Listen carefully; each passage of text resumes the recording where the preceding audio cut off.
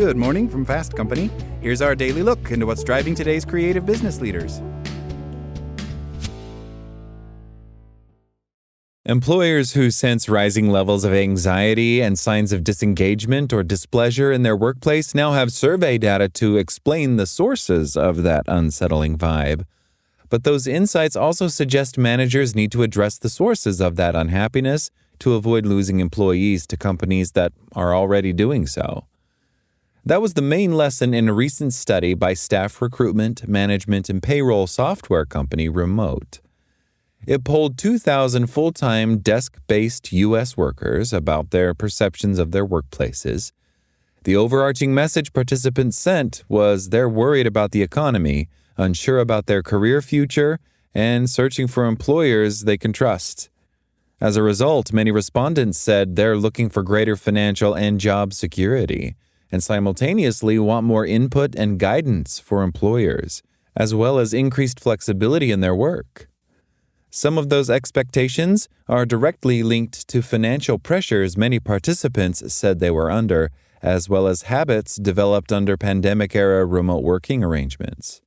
Their own money concerns and the increased fears about the economy's future that 80% of respondents expressed led nearly 20% of participants to say they'd already taken a second job or side hustle. An additional 57% say they're looking to do so for the same reasons. Rising employee preoccupations with working a second job, along with their pandemic experiences of having worked from home, made flexibility a top priority for all but 11% of participants. About a third said their desire for fully remote employment was higher than it was a year ago, with 26% saying the same for hybrid.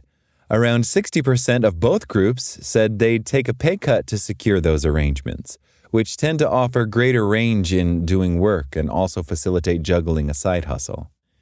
Interestingly, other replies in the remote survey indicated that employers providing increased flexibility may help remedy another problem cited: worker complaints about insufficient communication and support.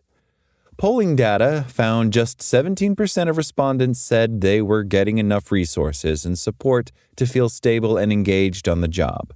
Meanwhile, only 8% said their company regularly shares information on how the economy may impact their role or organization, with about a quarter describing those updates as vague. Over a third of participants, or 35%, said they received no feedback on that from bosses, but wish they did. Unexpectedly, however, 50% of people with hybrid arrangements and 46% of fully remote employees reported getting higher levels of that information and direction from managers. Meanwhile, with only 37% of in-office respondents feeling the same, organizations with distributed teams may lean more towards intentional, proactive communication, analysis of the findings said.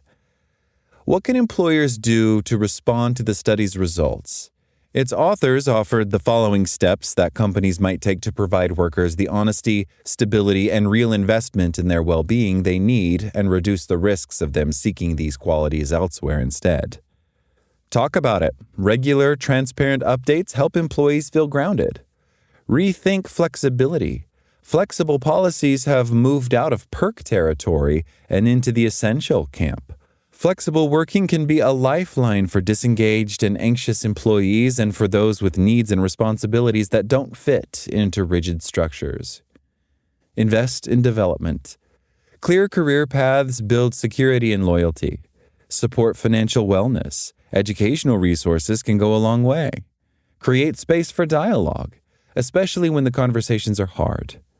The findings serve as a reminder that people-first leadership isn't about guesswork, but listening, responding, and proactively creating environments where employees can maintain stability and productivity even in uncertain times instead, noted Remote's Chief People Officer Barbara Matthews. That's all today from Fast Company. Talk to you tomorrow.